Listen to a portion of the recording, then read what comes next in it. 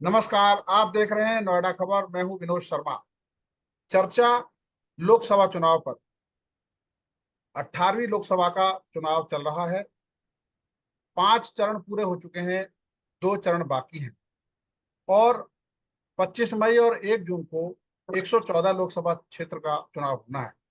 पूरी दुनिया की नजर है, 97 करोड़ वोटर हैं और इसमें जो स्वस्थ लोकतंत्र की पहचान भारत की है वह भली भांति पूरी दुनिया जानती है।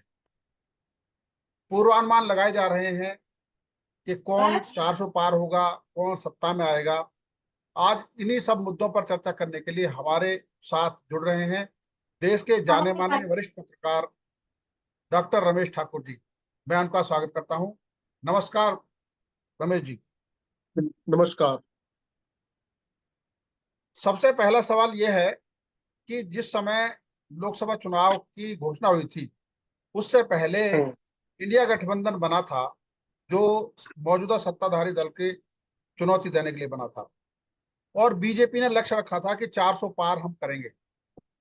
2019 के चुनाव में 309 सीट 303 सीट बीजेपी ने जीती थी और इस समय जो उन्होंने नारा लगाया उसके हिसाब से देखा जाए तो क्या बीजेपी 303 सीट का जो आंकड़ा 2019 का था उसको पार करती नजर आ रही है या कहीं बीच में रुक रही है?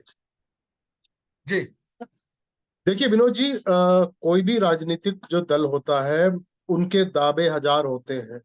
जी। धरातल पे कितने सच साबित होते हैं वो तो चुनाव का जिस दिन पिटारा खुलता है, ईवीएम जिस दिन पिटारा उसका जब खुलता रिजल्ट आता तभी पता चल जाता है। हम्म। लेकिन हाँ, पॉलिटिकल पार्टियों को सामने वाली पार्टियों के ऊपर एक मनोवैज्ञानिक दबाव बनाने के लिए जी। 400 का नारा, 500 का नारा, 300 का नारा, 370 का नारा बहुत मायने रखता है। वो जी। कहते हैं ना, जैसे गांव के परिवेश में हमने आपने देखा है, जब दंगल हुआ करता था, कुश्ती जिसको कहते हैं, तो हाँ। सामने वाला पहलवान जो होता है वो बड़ा कमजोर होता है, जी। लेकिन वो हाथ पैर इतनी तेजी से पीटता है ताकि सामने वाला डर जाए, सामने वाला ये कहे कि नहीं यार बहुत दमखम वाला आदमी है, हो सकता है मुझे चित ना कर दे। हम्म। कमोवेश पॉलिटिकल पार्टियों का रवैया वैसे ही हो गया। अब हम्म। भारतीय जनता पार्टी, जैसे आप जानते हो, आज की जो नई भारतीय की जनता पार्टी है वो अटल आडवाणी जी की नहीं रही है। वो एक हम्म। नैतिकता होती थी और सैनिक इंडिया की बात कही जाती थी और अगले 5 साल के लिए जो योजनाएं बनती थी, जन कल्याणकारी योजनाएं बनती थी और वही लेके चुनाव में चला जाता था, वो इस बार नदारद है, जैसे आप लोग देख रहे हो। और हम्म। सबसे बड़ी बात है, ये इस बार का जो चुनाव है बड़ा अलहदा चुनाव है। हम्म। बिना मुद्दों का चुनाव हो रहा है, बिना किसी तरीके से तामझाम का, कोई इस तरीके की ना आपकी महंगाई का कोई लेना देना है, ना बेरोजगारी से कोई लेना देना है,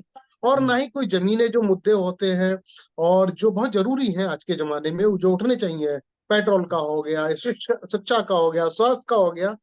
इन चुनावों में आपने अभी 138 प्रधानमंत्री की रैलियां हो चुकी हैं हम्म। और तकरीबन पूरे, अगर सब पॉलिटिकल पार्टियों की देखें तो 450 का आंकड़ा हो गया है, जो सब मिला के कांग्रेस का हो गया, जेडीपी हो गया, जितनी भी पार्टियां हैं सबकी जो रैलियां हैं वो 450 पार कर चुकी हैं।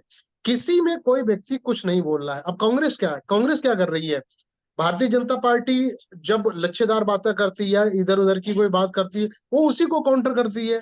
उनको भी ऐसा नहीं है कि वो फिर महंगाई पे आ जाए या उनको छोड़ के किसी और मुद्दे पे आ जाए। तो अब वो भी क्या करें? अब उनको इतना स्पेस तो मिल नहीं रहा। अब पता हाँ। चला वो महंगाई की बात करेंगे, बेरोजगारी की बात करेंगे, स्वास्थ्य शिक्षा की बात करेंगे, तो उनके ऊपर जो प्रधानमंत्री आरोप लगा रहे हैं, दूसरी जो पार्टियां उनके कटाक्ष कर रही हैं, तो उनको वो काउंटर नहीं कर पाएंगे। तो स्थिति यहाँ गड़बड़ाई जाती है। और सबसे बड़ी बात है, ये इस बार का जो चुनाव है, ना सिर्फ आप और हम जैसे समीक्षक इस बात को कह रहे हैं कि ये चुनाव अलग है, और अलग क्यों है इसको समझना होगा। देखो, भारतीय जनता पार्टी एक प्रयोग करके चल रही है। वो प्रयोग ये है कि इस बार हम मुद्दों की राजनीति नहीं करेंगे।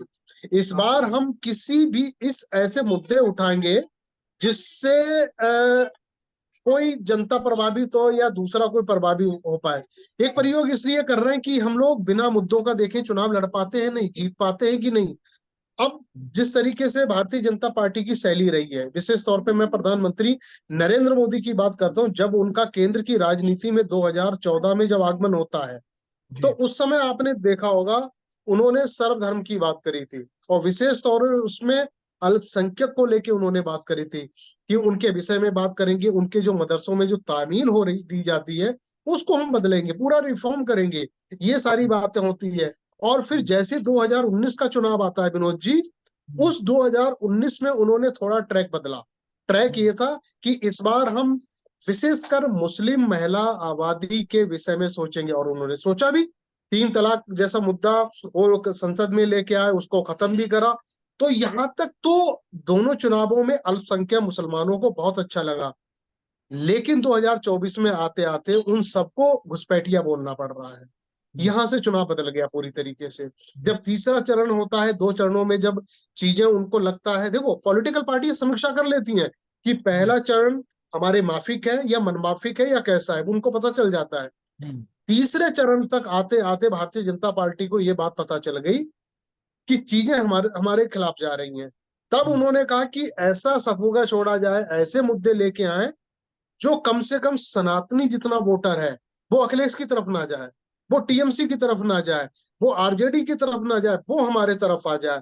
तो उन्होंने हिंदुत्व का नारा उठाया और मुसलमानों को अलग कर दिया। मुसलमानों को उन्होंने ज्यादा बच्चा पैदा करने वाला बोल दिया, उन्होंने घुसपैठिया भी बोल दिया। अब इसका फायदा 4 जून को ही पता चलेगा होता है कि नहीं होता है।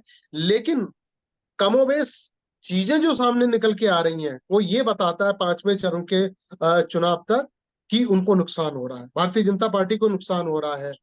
2014 में 8-9% मुस्लिम वोट इनके पास था, और तकरीबन तकरीबन दूसरे चुनाव में भी ऐसा ही था। और 2022 के विधानसभा चुनाव की अगर उत्तर प्रदेश की बात करें तो इससे भी ज्यादा था। लेकिन 5वां चरण और चौथा चरण, उनमें ये मामला बिल्कुल सिफर हो जाता है। यहां तक रिपोर्ट तो ऐसी आ रही है कि पश्चिम बंगाल में जब भारतीय जनता पार्टी की वहां एंट्री होती है पिछले विधानसभा चुनाव में, कई टीएमसी कार्यकर्ता, कई जो आपके वामपंथी जो कार्यकर्ता थे वो सारे टूट के भारतीय जनता पार्टी में आ गए। मुस्लिम बहुत सारी आबादी आ गई। उसके बाद में अल्पसंख्यक विभाग बने, अल्पसंख्यक मोर्चा बने, जो भारतीय जनता पार्टी की बात कर रहा हूं मैं। हाँ। वो मोदी जी के बयान के बाद में वो सारे अलग हो गए हैं, वो सारे टूट गए, वो फिर अपने कैडर में चले गए। कोई वामपंथी पार्टियों में चला गया, कोई टीएमसी में चला गया। तो यहाँ पे भारतीय जनता पार्टी को नुकसान होता दिखाई दे रहा है जी।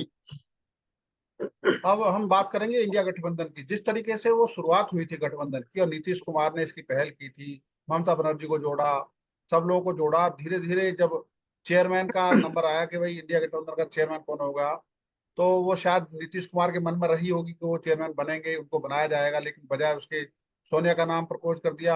और धीरे धीरे स्थिति जो बनी, तो क्या वो गठबंधन जो उस समय बना था वो आज उस स्थिति में है, मजबूत हुआ है, या गठबंधन सिर्फ नाम का है और बाकी दल जो है एक साथ उस तरह का प्रचार नहीं कर पा रहे हैं? देखिए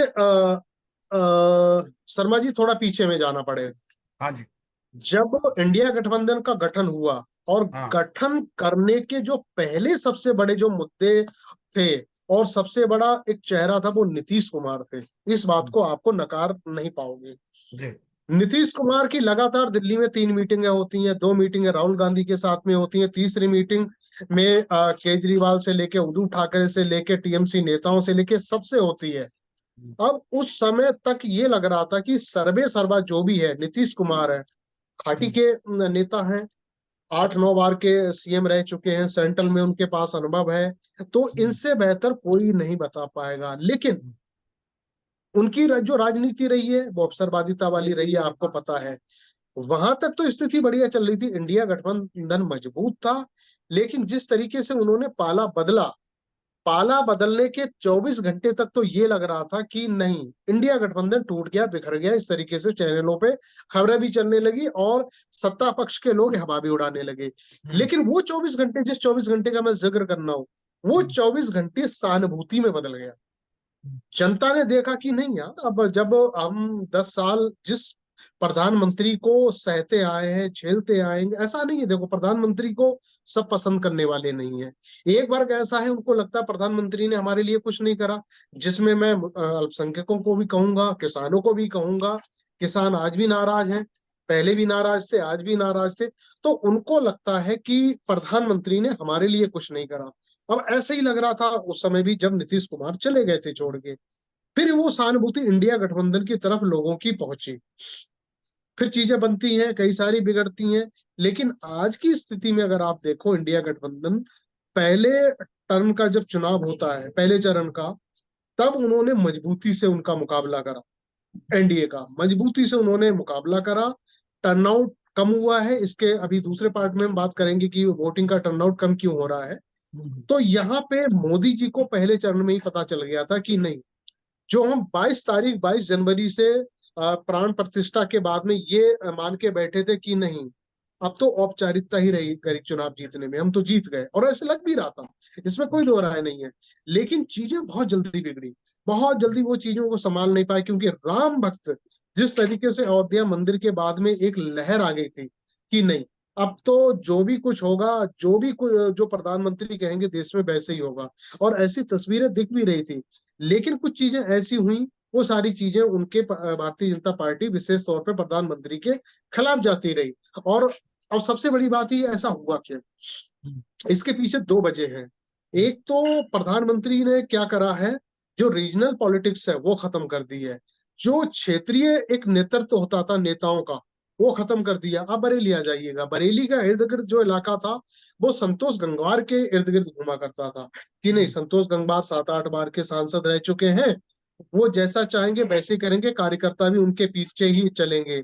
अब उनका टिकट काट दिया गया, तो ये बरेली का क्षेत्र उनसे गड़बड़ा गया। फिर आ जाइए पीलीभीत, जो मेरा मूल जिला है, यहाँ पे क्या हुआ जगजाहिर है, वरुण वरुण गांधी का टिकट काटा जाता है। वरुण गांधी अगर वहां से लड़ते तो आपको पता है, जो 2 बार वहां से जीते, 2.5 लाख 3 लाख वोटों से जीतते हैं, वहां से जतिन प्रसाद को लेते। तो यहाँ तो एक मैसेज ये गलत गया। अब जब ये मैसेज गलत जाता है, तो दूसरा चरण जब होता है, तो वहां उसका असर बहुत ज्यादा दिखाई दे रहा था कि अब क्या होगा। तभी तीसरे चरण में जब मैं बात कर रहा था अभी पिछले सेगमेंट में, कि प्रधानमंत्री को अपनी बॉडी लैंग्वेज में बदलाव करना पड़ा, अपनी भाषा शैली में उन्होंने बदलाव करना पड़ा। ये दूसरे चरण, पहले चरण के टर्नआउट कम होने के बाद में और रुझान कम जब आ रहा है, तो उसके बाद से ये सारी चीजें हुई हैं। और इंडिया गठबंधन ने दूसरे चरण के बाद में मजबूती से मुकाबला करा, और जिस तरीके से सब चीजें होती रही हैं, और इंडिया गठबंधन के लोग एकजुट हैं, उनके नेता एकजुट हैं। अब कोई किसी तरीके से, अगर आपने देखा, जरा सा भी किसी के बीच में कन्फ्लिक्ट नहीं है, और उनके बातों में कंट्रडिक्शन बिल्कुल नहीं है। तो ये उनकी मजबूती है, और यहीं से मुझे लग रहा है प्रधानमंत्री को खलबलाहट हो गई है, भारतीय जनता पार्टी के अंदर खलबली है कि अब क्या होगा। जी। एक बात और कि जब 2019 का चुनाव हुआ था तो उसमें दक्षिण भारत से उस तरफ बीजेपी को 29 सीट मिली थी, 129 में से। और उत्तर भारत में अधिकतम जो बड़े राज्य हैं, चाहे उत्तर प्रदेश है, मध्य प्रदेश है, राजस्थान है, इनमें अधिकतम सीटें बीजेपी को मिली थी। तो अब अधिकतम तो जो स्थिति 2019 की थी, हिसाब से अधिकतम सीटें मिलने की संभावना यहाँ से लगती नहीं है।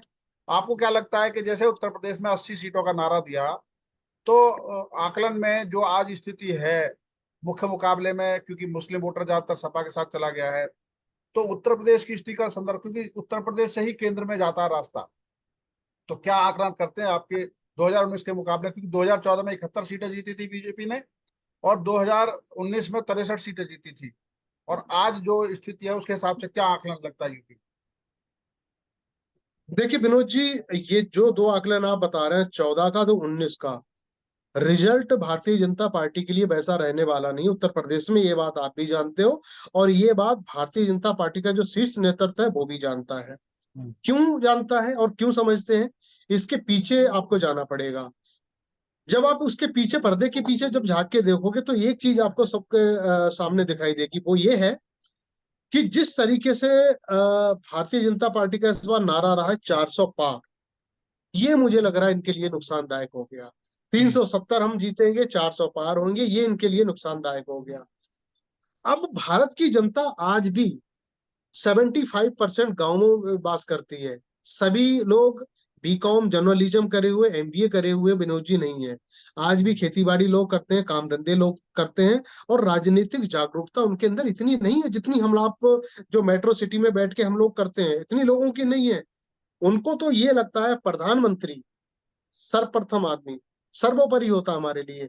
उन्होंने अगर जो कह दिया कि आज नोटबंदी होगी तो नोटबंदी हो जाएगी। अगर वो कह दें कि पेट्रोल पे 5 रुपए कम होंगे तो होंगे ना, प्रधानमंत्री झूठ तो नहीं बोलेंगे। जब प्रधानमंत्री जी ने कह दिया कि 400 सीटें मेरी आ रही हैं, तो ग्रामीण लोग, जो ग्रामीण क्षेत्र के लोग हैं, उन्होंने मान लिया प्रधानमंत्री ने ये सही कह दिया तो 400 ही आएंगी।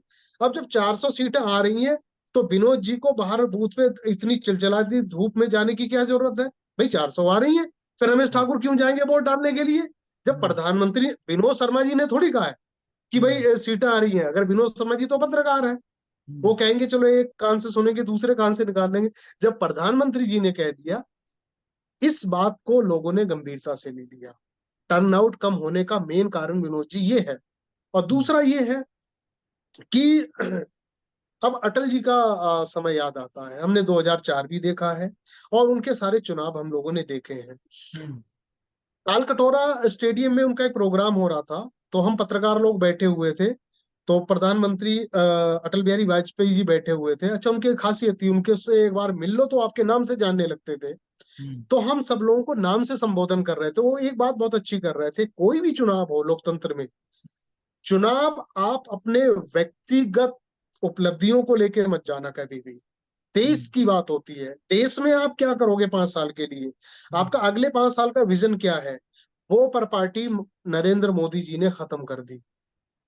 ये गलत है, ये लोकतंत्र के लिए गलत हो गया। आप 5 साल के लिए बताओ कि ग्लोबल वार्मिंग का जो असर है वो हम कम करेंगे। अगले 5 साल में, जैसे आपने 2014 में कहा कि 2 करोड़ हम बेरोजगारों को रोजगार देंगे, लोगों ने हाथों हाथ लिया, सर पे बैठा लिया। क्योंकि बेरोजगारी का आलम जितना है, तो उससे हर एक आदमी 10 झेल रहा है। तो प्रधानमंत्री जी की बातों को उन्होंने गंभीरता से लिया। और कमोबेश ऐसे ही मुद्दे 2019 में थे, वो सारे देश हित के लिए थे, वो हम्म, जन कल्याणकारी योजनाओं के ऊपर डिपेंड थे, हम्म, जनता ने लिया। लेकिन 2024 आते आते वो सारे के सारे खत्म हो गए। अब व्यक्तिगत बातों पे आप आ जाओ। अब आपने कह दिया कि हमें 400 सीटें चाहिए, हम जीत जाएंगे, तो ये आपके घमंड को दर्शाता है। हम्म, कहाँ से लाओगे? जब पूरी नहीं होगी, क्या पाकिस्तान से लेके आओगे, बांग्लादेश से लेके आओगे, नेपाल से लेके आओगे? भाई 400 सीटें आप कह रहे हो कि आपकी आ जाएंगी, 350 सीटें कह रही है कांग्रेस मेरी आ जाएंगी, तो 750 हो गई है तो सीटें। हम्म, भाई 543 तो जमा सीटें आपके पास हैं। बाकी हम्म, सीटों का क्या, कोई ऐसा अध्यादेश लाओगे जो नेपाल की जितनी सीटें वो भी जोड़ लोगे इसमें? तो इस तरह की बातें ना बेफिजूल सी लगती हैं, ये नहीं होनी चाहिए। हम्म, अगर ये चुनाव जिस तरीके से आपने 47 तक के लिए विकसित भारत का आपने नारा दिया, मुझे लगता है अगर ये नारा आप देके राजनीति आप अगले 5 साल के लिए करते तो आपको हराने वाला कोई नहीं था। हम्म, जितनी मेहनत आपको इस समय करनी पड़ रही है, उतनी मेहनत आपको नहीं करनी पड़ेगी। प्रधानमंत्री को पसंद करते हैं, आज आज भी पसंद करते हैं, लोग पसंद करते हैं। उन्होंने देश का विकास करा है, कोई इसमें दो राय नहीं है। कई सारी ऐसी योजनाएं, कई सारे ऐसे पुराने मुद्दे, 1500 से लेके लगभग 2000 के बीच में, वो पुराने कानूनों को उन्होंने खत्म करा जो कांग्रेस जो अंग्रेजों के समय से चले आ रहे थे, जो निष्क्रिय थे, उनको खत्म करा। आईपीसी पैनल को उन्होंने चेंज करा है। कई सारी ऐसी चीजें हैं। 370 को खत्म करने का मादा किसी में नहीं था। लाल बहादुर शास्त्री से लेके नेहरू जी से लेके आईपी गुजराल से लेके सारे प्रधानमंत्रियों ने कोशिश करी, हाथ डालने की कोशिश करी, लेकिन हाथ डालने में उनको ऐसे लगा कि बरिये के छत्ते में हाथ डाल दिया। हम्म, लेकिन प्रधानमंत्री ने वो करके दिखाया जो कोई नहीं कर सकता था। तो हम्म, यहां तक तो आपकी चीजें अच्छी चल रही थी। लेकिन जो आपने ट्रैक चेंज करा, मुसलमानों को घुसपैठिया कहना, और आज जिस तरीके से अभी आज अमित शाह जी का बयान आया है कि टीएमसी का जितना वोटर है वो सारे का सारा घुसपैठिया है, नहीं बोलना चाहिए। ये नहीं होता है। देखो, हिंदुस्तान में जिसको आपने नागरिकता दी है और जिसके आधार कार्ड बने हुए हैं, वो आपके अपने हैं। आप कहते हो ना मोदी का परिवार, तो वो भी मोदी का परिवार है जो आपको वोट नहीं दे रहे हैं। कांग्रेसी भी आपका परिवार है जो आपको वोट नहीं दे रहे हैं। आपका अगर परिवार नहीं, आप नहीं मानते हो, तो हिंदुस्तान के तो परिवार है ही, तो हम्म, उनको आप वोटर घुसपैठिया कैसे कह सकते हो? तो हम्म, ये थोड़ा सा मुझे लग रहा है इनका जो थिंक टैंकर है, वो मानसिक संतुलन में ही कहूंगा कि खो बैठा है। ऐसा नहीं होना चाहिए, इससे तो आपका नुकसान ही होगा। और दूसरी तरीके से अभी देखो, पिछले हफ्ते जिस तरीके से जेपी नड्डा साहब ने कह दिया इनडायरेक्ट तरीके से कि अब हमें संघ की जरूरत नहीं है। कोई उनको समझाया कि बिना संघ के भाजपा क्या है? और बिल्कुल। भाजपा के बिना संघ क्या है। अब बिल्कुल। इस तरीके से जब चीजें आगे बढ़ेंगी तो स्थितियां गलत हो जाएंगी, और वो होती हुई भी दिख रही हैं। संघ जिस तरीके से साइलेंट है, वरना किसी जब लोकतांत्रिक व्यवस्था में बदलाव की कोई बात आती है और जब इस तरीके से जब चुनाव होते हैं, तो संघ प्रमुख का कोई ना कोई बयान आता है, कोई ना कोई सभाएं होती हैं। वो अप्रत्यक्ष तरीके से जनता को लुभाने के लिए वोट कहाँ डालना है उसका इशारा करते हैं। इस बार पूरा नागपुर साइलेंट है, नागपुर से कोई बयानात नहीं हो रहे हैं, कोई कुछ नहीं हो रहा है। तो ये सारी चीजों को देख के लगता है कि चीजें भारतीय जनता पार्टी के अनुकूल नहीं है, और तभी ये सारी चीजें उसका रिजल्ट उनको देखने को मिल रहा है। जी। एक बड़ा, बहुत ही एक अच्छा गंभीर मुद्दा उठाया अरविंद केजरीवाल ने, कि योगी आदित्यनाथ को रिजल्ट के तुरंत बाद भाजपा हटा देगी। दूसरी बात कहा कि मोदी जी तो चुनाव लड़ेंगे, मतलब हट जाएंगे 2025 में, लेकिन उसका जो उत्तराधिकारी वो अमित शाह होंगे, उनके लिए वो चुनाव लड़ रहे हैं। तो ये जो भाजपा के अंदर की बातें हैं, केजरीवाल कह रहे हैं, ये क्या मतलब केवल खाली दिखावे की बात है, कहीं गंभीरता भी है इन चीजों में? देखिए शर्मा जी, जिस दिन से केजरीवाल साहब ने बयान दिया है, उसके बाद भारतीय जनता पार्टी में खलबली कैसी मच रही है, ये शायद आपको पता होगा। हाँ। दिल्ली से लखनऊ तक एक नारा बुलंद हो गया है जो बाहर निकल के नहीं आ रहा। आप हम जैसे लोगों को पता है, वो नारा ये है कि जब 26 सीटों वाला 2 बार प्रधानमंत्री बन सकता है और तीसरी बार कैंडिडेट घोषित हो सकता है, तो 80 सीटों वाला प्रधानमंत्री क्यों नहीं।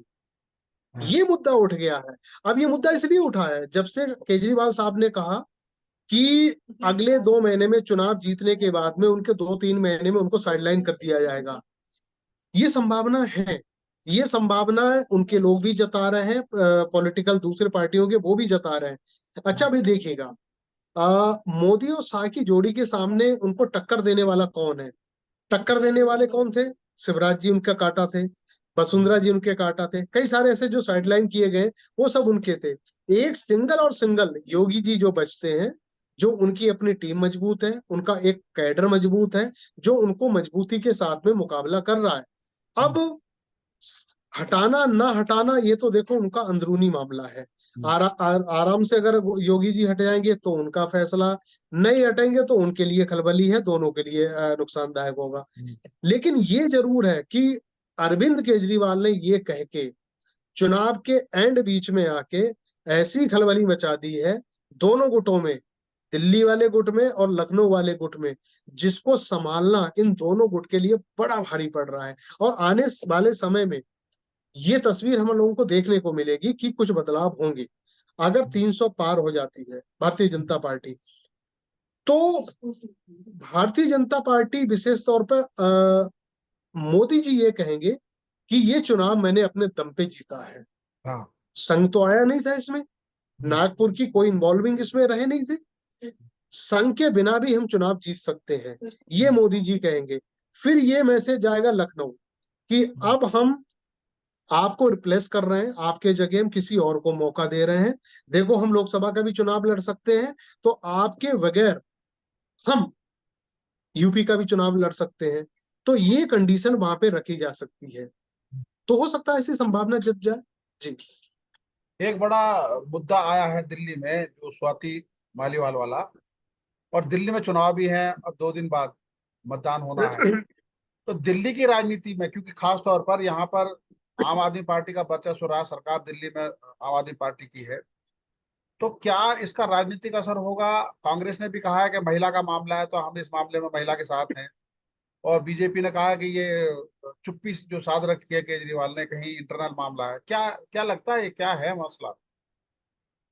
देखिए मुझे लग रहा है केजरीवाल साहब ने अगर चुप्पी साध रखी है तो ये बड़ा समझदारी का काम कर रहे हैं। वो नहीं, उनको इस तरीके करना चाहिए। स्वाति मालीवाल को मैं बहुत समय से जानता हूँ, जब वो उनके साथ झुग्गी झोपड़ियों में काम करती थी और भूख हड़ताल पे जब बैठती थी, और उनका अपने पति के साथ में अलगाव है, फिर डाइवोर्स हुआ, हालांकि पर्सनल चीजों पे हम नहीं जाते हैं। हम्म। और कईयों पे उन्होंने कटाक्ष करा, आरोप लगाया कई तरीके से।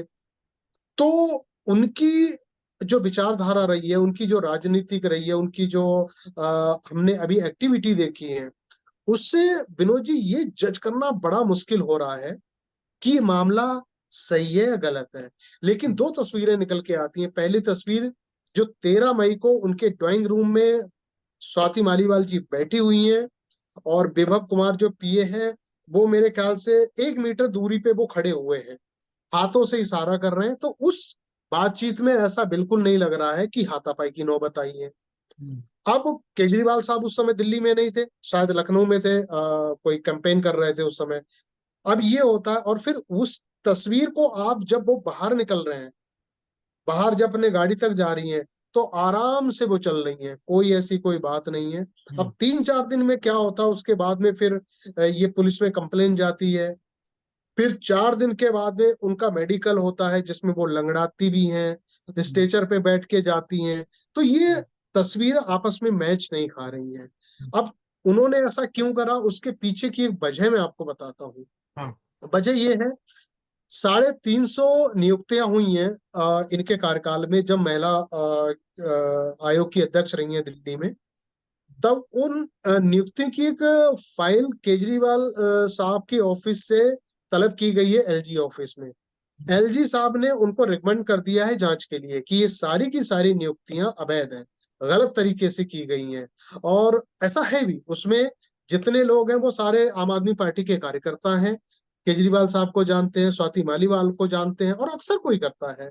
आप अपने ऑफिस में अगर किसी कर्मचारी को रखोगे, जाहिर सी बात है आप अपने नॉन के बंदों को ही रखेंगे, तो हम्म। होता है। तो अब ये राजनीतिक मामला हो गया, और जब ये भनक भारतीय जनता पार्टी को लगी उन्होंने आग लगा दी इसमें।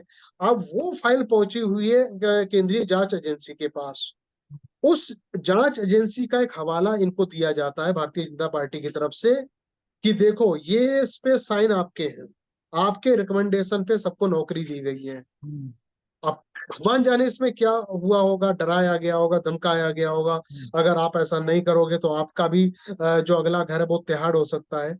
तो एक तो संभावना ये जताई जा रही है कि इससे डर के मारे जो षड्यंत्र है भारतीय जनता पार्टी ने स्वाति मालीवाल से इस तरीके से करवाया। और जबकि जहां तक मैं समझता हूँ, स्वाति मालीवाल केजरीवाल की सबसे विश्वसनीय चेहरों में से एक है। हाँ। उन्होंने कभी भी उनका कोई भी उल्लंघन नहीं करा बातों का। लेकिन जब से वो केजरीवाल जेल में गए हैं उसके बाद से उनकी सक्रियता बिल्कुल नहीं दिखाई दी, किसी मूवमेंट में वो नहीं आई, और ना ही वो किसी कार्यकर्ता सम्मेलन में पहुंची। और जबकि जब केजरीवाल जेल में थे और उनकी वाइफ और इंडिया गठबंधन का एक बहुत बड़ा मूवमेंट हो रहा था लाल किला मैदान में, जिसमें सोनिया गांधी भी थी और सुनीता केजरीवाल, केजरीवाल साहब की वाइफ वो भी थी सारी। उस मंच पे इनको बुलाया गया था, आमंत्रित किया गया, तो वहां से नदारद थी। और इनको कहा गया था कि केजरीवाल के साथ जो हो रहा है उसके लिए आप विरोध प्रदर्शन करो, एक महिला विंग को हम्म। की अगुवाई आप करो। आप 1000-2000 महिलाओं को ले जाके भारतीय जनता पार्टी के कार्यालय पे आप धरना प्रदर्शन करो। उसके लिए इन्होंने साफ मना कर दिया। आम आदमी पार्टी यहीं से समझ गई थी कि नहीं, अब दूध कुछ काला है, दाल में कुछ काला है, कि इन्होंने केजरीवाल के पक्ष में विरोध प्रदर्शन करने से मना क्यों करा। उसी हाँ। दिन से आम आदमी पार्टी ने इनके ऊपर नजर बनानी शुरू करी। जिस दिन हम्म। केजरीवाल साहब निकल के आते हैं उनके लोगों ने इनके बारे में सब कुछ बता दिया गया कि ऐसा ऐसा होने वाला है। हम्म। तब से केजरीवाल साहब के ऑफिस से ये कहा गया कि स्वाति मालीवाल जब भी मेरे पास आए अपॉइंटमेंट लेके आए, डायरेक्ट पहले की तरह मेरे पास ना घुसे। तो यही चीजें हुई है जी। हम्म। लेकिन आपने एक चीज देखा होगा इस पूरे एपिसोड में, संजय सिंह पहले बोले, उन्होंने कहा कि हाँ उनके साथ गड़बड़ हुआ है और इसमें मुख्यमंत्री केजरीवाल जी ने जांच की बात कही है और वो कार्रवाई कराएंगे। उससे एक दिन बाद ही फिर अतीशी बोलती हैं कि नहीं, वो स्वाति मालीवाल ने ये किया है, ये किया है, और वो साजिश है बीजेपी के साथ मिली। तो ये कंट्राडिक्टरी जो आई है उससे भी तो एक संदेह पैदा होता है कि संजय सिंह ने ऐसा क्यों बोला और इन्होंने ऐसा क्यों बोला। देखो इसमें 2-3 चीजें साफ निकल के आ रही हैं। पहले तो आम आदमी पार्टी के कोई नेता समझ नहीं पा रहे थे ये हुआ हाँ। तो हुआ क्या। अब हाँ। महिला है, महिला के पक्ष में तो बोलना मुझे लग रहा सबको बोलना चाहिए, महिला बेशक सामने वाली गलत है, तो हम देखो, नारी शक्ति की हम लोग हमेशा सराहना करते हैं। एक नारी शक्ति पूजनीय कही गई है, बेशक गलत हो तब भी उनके पक्ष में हम्म, एक मानव का, एक पुरुष का खड़ा होना अनिवार्य होता है। हम्म, संजय सिंह ने इसी के नाते उनके पक्ष में बयान दिया। लेकिन जब चीजें 3-4 दिन के बाद में बिगड़ती जा रही हैं, वो उनको मनाने की भी कोशिश की जा रही है, वो किसी से मिल नहीं रही हैं, वो किसी से बात नहीं कर रही हैं, तो उसके बाद में फिर आम आदमी पार्टी ने एक सामूहिक तरीके से उन्होंने बैठक करी, मीटिंग करी कि अब हम एक ही ट्रैक पे चलेंगे।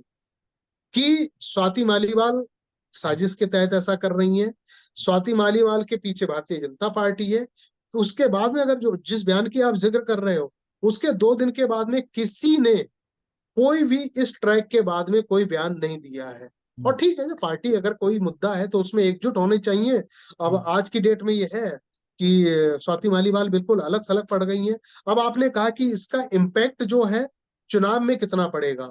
हाँ, यहाँ आम आदमी पार्टी ने बहुत समझदारी दिखाई है, उन्होंने इस मुद्दे को ज्यादा तूल नहीं दिया। केजरीवाल ने तो कह दिया कि अगर गलत है आप जांच करो, पुलिस आपकी है, केंद्र सरकार की पुलिस है, सीसीटीवी कैमरे जितने हमारे यहाँ से हैं फुटेज हम आपको देंगे, प्रोवाइड भी उन्होंने करवा दी। और अच्छी बात है, अगर आप सहयोग कर रहे हो। अब जब विभव कुमार की गिरफ्तारी होती है, उस समय वो वर्किंग थे, उनके ऑफिस में काम कर रहे थे, पुलिस जाती है तो बिना देर करे उन्होंने कहा आप जाइए, आप जाइए इंट्रोगेट करिएगा, जांच पड़ताल में जो भी होता, उन्होंने जाने हम्म, दिया उनके साथ में। हम्म, अब उनकी लीगल टीम उनका फाइट कर रही है। अब तो इसमें उन्होंने जो एक भारतीय जनता पार्टी एक पूरा मुद्दा बनाना चाह रही थी दिल्ली हम्म, के चुनाव में, वो नहीं बनाने दिया जी। हम्म। तो क्या आपको लगता है कि जैसे 2019 में बीजेपी ने सातों सीट जीती थी, इस बार कांग्रेस और आम आदमी पार्टी मिलकर चुनाव लड़ रही है, बीजेपी का मुकाबला कर रही है, तो क्या लगता है सातों सीटों में 2019 के हिसाब से क्या कुछ बदलाव लगता है? देखिए विनोद जी, थोड़ा सा वोटिंग के गणित को आपको दिल्ली के लिए समझना पड़ेगा। जी। 48%, 48% जिसका मार्जिन जीतने का रहा हो, हाँ, क्योंकि दोनों अ, अ, 3 बार की विधानसभा चुनाव में जो आम आदमी पार्टी ने लीड ली है, उनका हाँ, ट्रैक रिकॉर्ड अच्छा रहा है, 48% रहा है। हम्म, अब इस 48% में 13% आप कांग्रेस का जोड़ लो तो ये 50 पार कर जाता है। हम्म, इस लिहाज से तो सातों सीटें फंसी पड़ी हैं भारतीय जनता पार्टी के लिए। जो 14, जो 19 में उन्होंने बहुत आसानी से उन्होंने जीत लिया था, हम्म, वो इस बार उनको लग गया है कि आसान नहीं है। और एक सबसे ज्यादा परेशानी भारतीय जनता पार्टी के लिए है, जो नुकसानदायक इनके लिए हो सकती है, कोई उन्होंने नॉन चेहरे नहीं उतारे, सारे के सारे अननोन चेहरे हैं। मेरा पूर्वी दिल्ली का क्षेत्र है, यहाँ हर्ष मल्होत्रा है, एक लंबी राजनीति उनकी हो गई, लोग उनको ज्यादा जानते नहीं है, ज्यादा हम्म, पहचानते नहीं है। हम्म, गौतम गंभीर यहाँ से प्रतिनिधित्व करते थे, एक क्रिकेट का बड़ा चेहरा थे वो, एक हम्म, शांत स्वभाव के व्यक्ति थे। और उन्होंने पूरे पूर्वी दिल्ली में उन्होंने 5 रुपए में गरीबों को खाने के लिए सांसद रसोई उन्होंने खोला हुआ था, क्रिकेट हम्म, के लिए काम कर रहे थे। यमुना एक्सप्रेस कॉम्प्लेक्स है, उसमें उन्होंने एक एकेडमी भी खोली थी बच्चों के लिए, फ्री क्रिकेट सिखाने के लिए। तो इस तरीके के सही कई सारे काम हो रहे थे, उनको लोग पसंद भी कर रहे थे, तो उनको रिप्लेस कर दिया गया। हम्म, और उसके बाद में हंसराज हंस जो सिंगर है, उनको रिप्लेस करके पंजाब भेज दिया गया।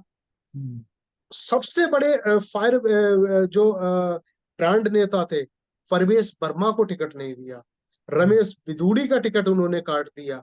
तो यहाँ पे उनके जो लोग हैं उनके अंदर नाराजगी है कि प्रवेश वर्मा तो लोहा ले रहे थे शुरू से केजरीवाल से, केजरीवाल की सरकार से, उनको हटाने का, उनको टिकट ना देने का क्या मतलब बनता है। अगर आपने सही से देखा होगा, इस हम्म, पूरे चुनाव में प्रवेश वर्मा का एक भी बयान नहीं आया है, वो हम्म, कमरे से बाहर नहीं निकल रहे, वो नेताओं हम्म, के पास नहीं जा रहे, वो किसी मीटिंग में नहीं जा रहे, वो कैंपेन में नहीं जा रहे। तो ये नाराजगी तो है, नाराजगी अभी बाहर नहीं निकल के आ रही है, मुख हम्म, से बाहर नहीं निकली है, लेकिन अंदर खाने नाराजगी भरी पड़ी है उनके टिकट काटने से। तो ये सारी जितनी भी नाराजगी है, मुझे लग रहा है चुनाव में भाजपा के खिलाफ जाएगी। और जहां हम्म, तक जीत हार की बात है, तो एक सीट में हमेशा से डिबेटों में बोलते आ रहा हूं कि वासरी स्वराज, जो सुषमा स्वराज की बेटी है, उस सीट पे मुझे लग रहा है कि ये सीट आसानी से भारतीय जनता पार्टी जीत लेगी। हम्म, राजनीति में डेब्यू कर रही हैं, और लॉयर हैं, पढ़ी लिखी हैं, हम्म, और ठीक है, अननोन चेहरा है, लेकिन एक सियासी खानदान से आती हैं, बड़े सियासी खानदान से ताल्लुक रखती हैं। और सबसे बड़ी बात है कि सहानुभूति है उनके प्रति। सुषमा स्वराज एक लोकप्रिय नेत्री मानी जाती थी, तो उनके प्रति सहानुभूति है। तो उस सीट से मुझे लग रहा है कि ये आसानी से जीती जा सकती है, और बाकी 6 सीटें हैं, वहां पे नेट टू नेट फाइट है जी। और हमारे पास 3 साढ़े 3 मिनट का समय है, और एक आखिरी सवाल है ये कि इलेक्ट्रोल बॉन्ड का मुद्दा उठा, और चुनाव आयोग ने इस बार भी मतलब जो प्रत्येक प्रत्याशी के लिए 95 लाख रुपए की सीमा रखी है कि चुनाव में इतना खर्च कर सकते हैं। एक तरफ आप प्रत्याशी पर इतना खर्च की लिमिट रखते हैं, यानी महंगा चुनाव है, एक आदमी 95 लाख रुपए तक खर्च कर सकता है, और एक तरफ इलेक्ट्रोल बॉन्ड पे एक तरीके से उसको खारिज कर दिया। तो विकल्प क्या है चुनाव लड़ने का, खर्चे का? उसका विकल्प तैयार नहीं हुआ। तो क्या खर्चा कम नहीं होना चाहिए? आम आदमी चुनाव लड़ रहे हैं जो, ताकि लड़ सकता। विनोद जी देखो, आज के चुनाव है ना, वो मार्केट पे डिपेंड होते हैं। हम्म। मुझे किसी क्षेत्र से प्रतिनिधित्व करना है, मेरे पास पैसे नहीं है, हाँ। फिर मैं विनोद शर्मा जी के पास जाऊंगा, विनोद शर्मा जी आप मुझे चुनाव लड़ाओ, फाइनेंस करो आप। हम्म। और चुनाव तक आपका हमारा कोई संबंध नहीं रहेगा। मेरी प्रिंटिंग प्रेस, मेरी खान खर्चा, मेरी दारू, मेरी मुर्गा, मेरी मच्छी, मेरी सब हम्म। आपको वहन करना पड़ेगा। हम्म। आपने 10 करोड़, 5 करोड़ खत्म कर दिए, और आपका जिक्र इलेक्शन कमीशन में नहीं है। रमेश ठाकुर के पास खाते में, उनके बच्चों के खाते में 95 लाख रुपए है, या 1 लाख रुपए, उसका हमने ब्यौरा दे दिया। हम्म। इलेक्शन कमीशन के पास, और ना उनको विनोद शर्मा जी के बारे में तो नहीं पता है ना।